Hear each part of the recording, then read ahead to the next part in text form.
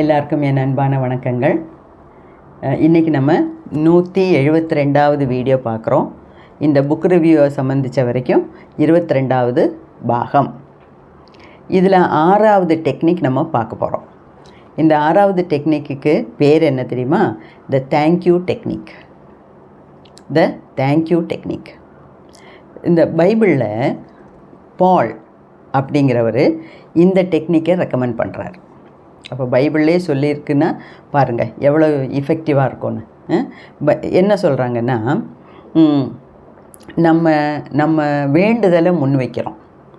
வேண்டுதலை முன்வைக்கும்போதே அந்த சாமிக்கிட்ட நம்ம வேண்டும்போது அந்த சாமியை புகழ்த்தி பாடணும். எத்தனையோ பேர் தேவாரம், திருவாசகம், மாணிக்கவாசகர், அவங்க இவங்க எல்லாம் லலிதா சஹஸ்ரநாமத்தில் 1008 பேரும் 1000 நாமங்களும் அந்த அம்பாளை புகழ்த்தி பாடுறது தான். ஓகேயா? அப்போது அந்த கடவுளையே நம்ம புகழ்த்தி பாடும்போது புகழ்த்தி பாடணும். அதே மாதிரி தேங்க்ஸ் கிவிங்னா நன்றி அறிதலோடு இருக்கணும். இது ரெண்டும் இருந்தால் நம்ம ஆசைப்படுறதெல்லாம் நடக்கும். ஓகேயா? அப்போ இது எப்போவுமே இந்த கிறிஸ்டியானிட்டியில் சொல்லுவாங்க, ப்ரைஸ் த லார்ட் அப்படின்னு. ப்ரைஸ் த லார்ட்னா என்ன? அதாவது கடவுளை நம்ம புகழ்த்தி பாடணும், புகழ்த்தி பேசணும். பேசிட்டு வெறுமனே புகழ்த்தி பேசினா அது சரியாகாது.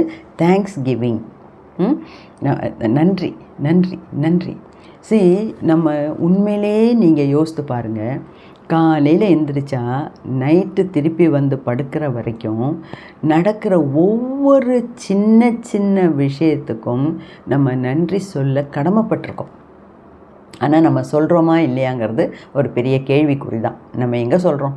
எல்லாம் take it for granted. Okay, அது மட்டும் இல்லை, இந்த காலத்து பசங்களுக்கு, வரும் தலைமுறைகளுக்கு இந்த மாதிரி நல்ல குணங்கள் இல்லாமலே போகுது. இந்த காலத்தில் ஒரு சின்ன குழந்தை, ப்ரைமரி ஸ்கூலு 1ஆம் கிளாஸ் 2ஆம் கிளாஸ் படிக்கிற குழந்தைங்க நம்ம வீட்டில் இருக்கிறது, வீட்டில் சுற்றி இருக்கிறதெல்லாம் பார்க்கும்போது எனக்கு ரொம்ப ஆச்சரியமாக இருக்குது. 2 விஷயம். ஏதாவது ஒரு சாக்லேட் கொடுத்தா கூட கையிலேருந்து பிடுங்கிட்டு போகும், இல்லைன்னா ஓகே கொடு அப்படிங்கிற மாதிரி ஒரு அலட்சிய பாவனை. நமக்கு என்னாலாம் எதாவது கொடுத்தா தேங்க்யூ ஸோ மச். அது மாதிரி 100 மடங்கு விஷயங்கள் நம்மளால் வாங்க முடியுமா இருக்கும், நம்மள்கிட்ட பணம் இருக்குமா இருக்கும். ஆனாலும் ஒரு சின்ன, அதுதான் திருவள்ளுவர் சொன்னார், தினைத்துணை நன்றி செய்யினும் பனைத்துணையாக கொள்வார் பெரியோர். ஒரு தினைத்துணை, சின்ன திணையோட விதை, அந்த அளவுக்கு சின்ன ஒரு ஹெல்ப் பண்ணால் கூட அதை பெருசாக நினைக்கிறவங்க தான் பெரியோர். இப்போ திருவள்ளுவர் எப்போவுமே பெரியோர் சிறியோர் அப்படிம்பாங்க. பெரியோர் சிறியோர்னால் சைஸில் 6 அடி 3 அடி அப்படிங்கிறது இல்லை. பெரியோருங்கிறது பெரிய மனசு உள்ளவங்க, சிறியோருங்கிறவங்க நேரோ மைண்ட் உள்ளவங்க. அப்போ ஒரு சின்ன ஹெல்ப் பண்ணால் கூட ரொம்ப அதுக்கு நன்றி சொல்கிறது பெரியோர்களின் குணம்.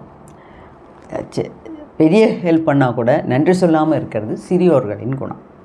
ஓகேயா?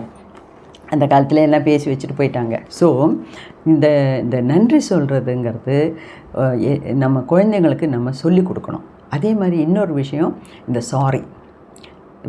சாரி கேட்குறதே இல்லை.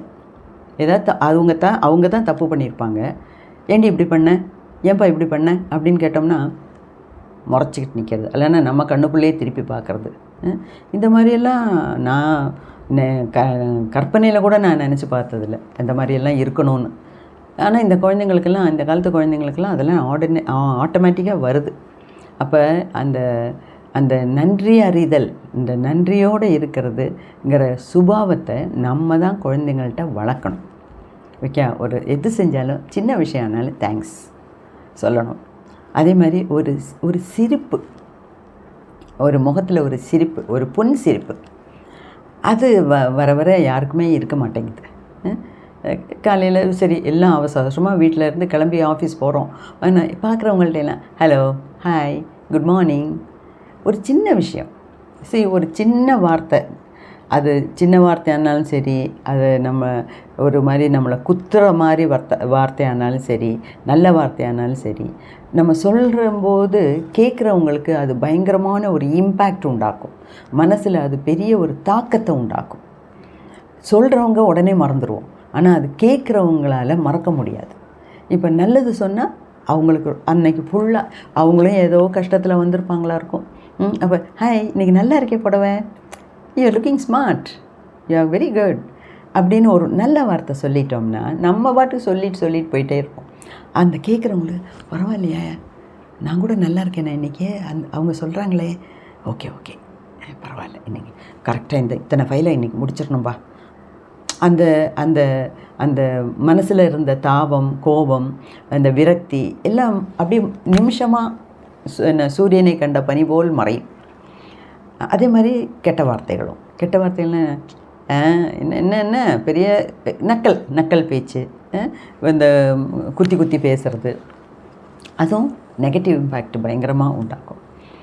அப்போது நான் சின்னதில் ஒரு சென்டென்ஸ் படித்தேன், ஸ்மைல் இஸ் ஸ்மைலுங்கிறது ஒரு புன் சிரிப்பு. அழகான அட்டகாசமாக சிரிக்க வேண்டாம், யாரை பார்த்தாலும் ஒரு சிரிப்பு, முகத்தில் எப்போவுமே ஒரு சிரிப்போடு இருக்கணும். அப்போ தான் மகாலட்சுமி வந்து சேருவா முகத்தில். லக்ஷ்மி கடாட்சம்ங்கிறது அப்படி தான் இருக்கும். ஓகேயா? அப்போது எப்போவுமே கடுகுன்னு அந்த காலத்திலே பாட்டு பாடியாச்சு, கடுகடு என முகம் மாறுது கர்நாடக வழக்கமன்றோ அப்படின்னு ஒரு பாட்டு சின்னதில் கேட்டிருக்கேன் நான். அது மாதிரி எப்போவுமே முகத்தை கடுகடுன்னு வச்சுக்காமல் எப்போவுமே சிரித்த முகத்தோட சந்தோஷமாக, அது வந்து உள்ளுக்குள்ளேருந்து வர வேண்டிய ஒரு ஃபீலிங். ஆர்டிஃபிஷியலாக சிரிக்கிறதுக்கும் உள்ளுக்குள்ளேருந்து நேச்சுரலாக வர்ற சிரிப்புக்கும் வித்தியாசம் இருக்குது. அதெல்லாம் நம்மளால் பார்த்தாலே புரிஞ்சுக்க முடியும். ஓகே, ஸோ நம்ம ஆர்டிஃபிஷியலாக யாருக்கும் ஒரு ஷோ காமிக்க வேண்டாம். உள்ளிலேருந்து சந்தோஷமாக ஒரு நன்றி, ஒரு சந்தோஷம், ஒரு ஸ்மைல், அது எப்போவுமே இருக்கணும். ஓகே, இந்த நம்ம வருங்கால தலைமுறைக்கு நம்ம இதெல்லாம் சொல்லி கொடுக்கணும், அது நம்மளோட டியூட்டி. ஓகே, ஸோ இது என்னது இந்த டெக்னிக்கு? அப்போது நம்ம ஆழ் மனசுக்கிட்ட நம்ம டெக்னிக்கை சொல்லிவிட்டு, டெக்னிக்னால் நமக்கு வேணுங்கிறத சொல்லிவிட்டு price the Lord and thanks giving. Thanks. காலையில் கண்ணை முழித்தோம்னா அதுக்கே தேங்க்ஸ் சொல்லணும். ஏன்னா இந்த உலகத்தில் கோடானு கோடி மக்கள் வாழ்கிறாங்க. எத்தனையோ கோடி மக்கள் போய் படுத்தவங்க அடுத்த நாள் எந்திரிக்கிறதே கிடையாது. அப்படி இருக்கும்போது நமக்கு இன்னும் ஒரு நாள் கொடுத்தாருல கடவுள், அதுக்கு நன்றி சொல்லணும். ஸோ காலையில் கண்ணு முழிச்சா நன்றி சொல்ல ஆரம்பித்தோம்னா நைட்டு வந்து படுக்கிற வரைக்கும் ஒரு சின்ன விஷயத்துக்கெல்லாம் கூட நம்ம நன்றி சொல்லணும், நம்ம சொல்லிகிட்டே தான் இருக்கணும். ஓகேயா? அதுதான் இந்த டெக்னிக். ஸோ நம்ம இந்த மாதிரி இந்த நன்றி அறிதலோடு, நன்றி உணர்வோடு நம்ம இருக்கும்போது பிரபஞ்சம் நமக்கு மேலே மேலே மேலே நன்மைகளை தந்துக்கிட்டே இருக்கும். அதுக்கு ஒரு 2 உதாரணம் இதில் சொல்கிறாரு. ஒரு அப்பா வந்து பையன்கிட்ட சொல்கிறான், காலேஜில் படிக்கிறவன், நீ டிகிரி வாங்கு, நல்ல மார்க்கோட டிகிரியில் பாஸ் ஆகு, நான் உனக்கு ஒரு கார் வாங்கி தரேன் அப்படிங்கிறார். அவனுக்கு நல்ல விசுவாசம் உண்டு அவங்க அப்பா மேலே. அதாவது அவங்க அப்பா சொன்னபடி செய்வார்.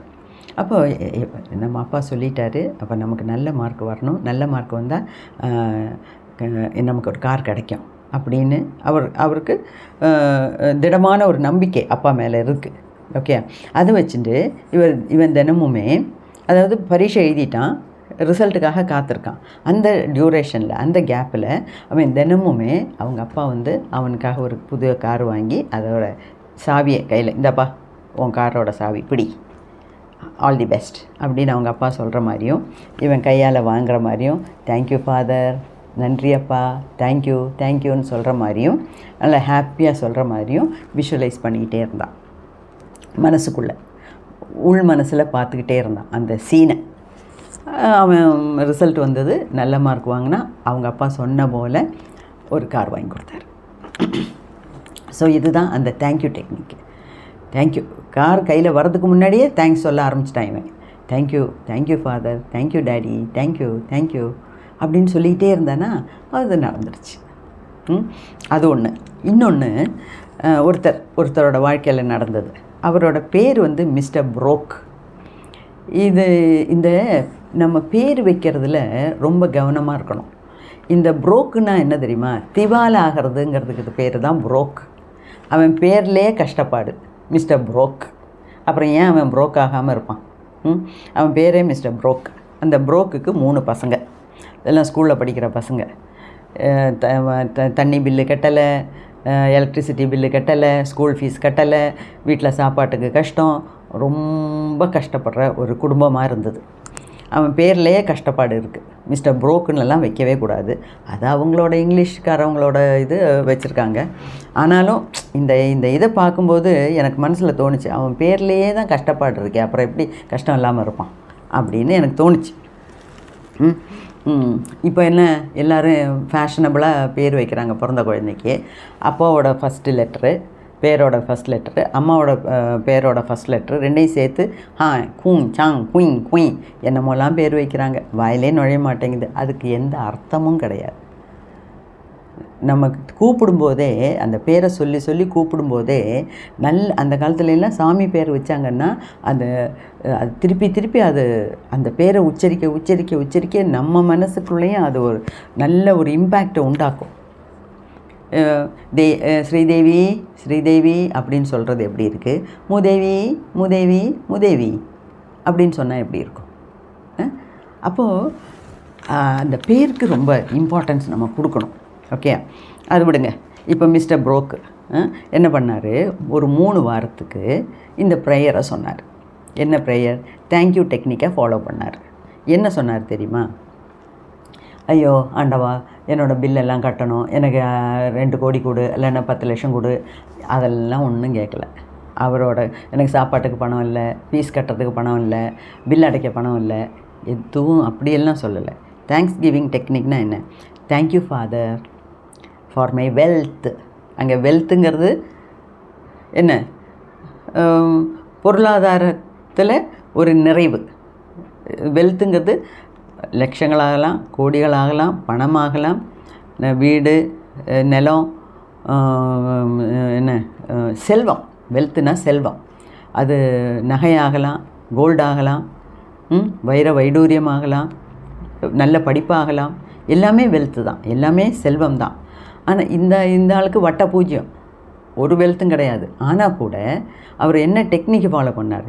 Thank you father for my wealth, thank you father for my wealth இப்படின்னு 3 வாரம் தூங்க போகிறதுக்கு முன்னாடியும் காலையில் எந்திரிக்கும் போதும் சொல்லிக்கிட்டே வந்தார்.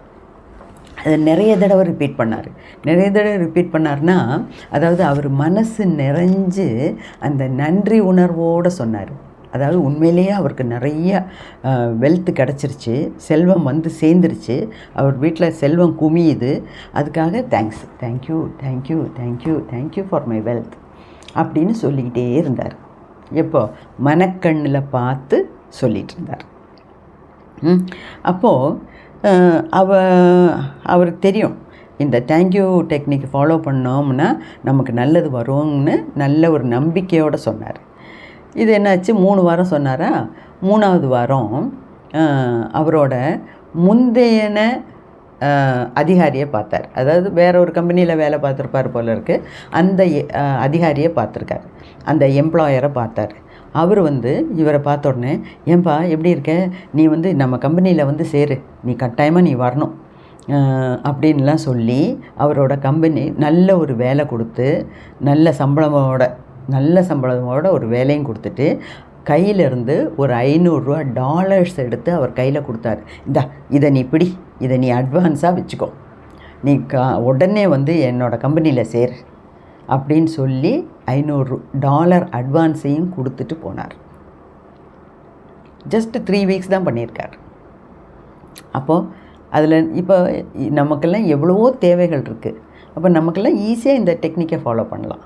ஓகே, அதாவது தூங்க போகிறதுக்கு முன்னாடியும் காலையில் எழுந்திரிச்ச உடனேயும் ஒரு 100 தடவை சொன்னால் தான் என்ன?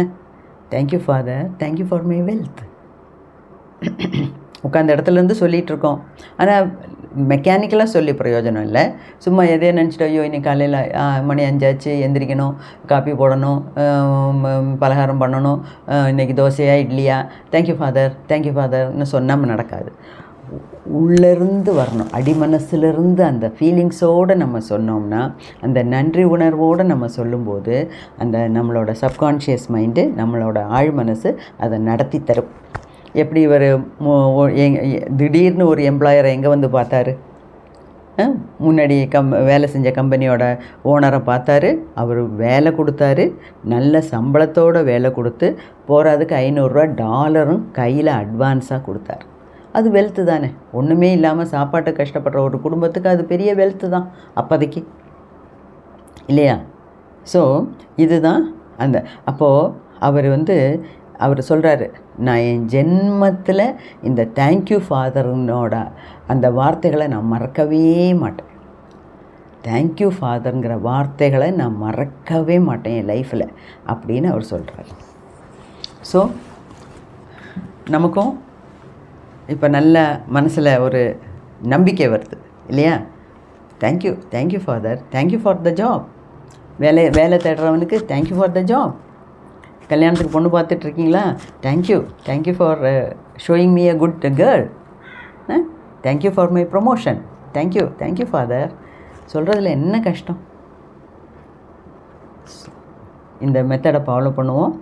எல்லோரும் சந்தோஷமாக அவங்கவுங்க ஆசைகள் எல்லாம் நிறைவேறி நல்ல ஒரு முழுமையான வாழ்க்கை வாழ்கிறதுக்கு அந்த பிரபஞ்சம் நம்மளை அனுகிரகிக்கட்டும். நற்பவி. நன்றி.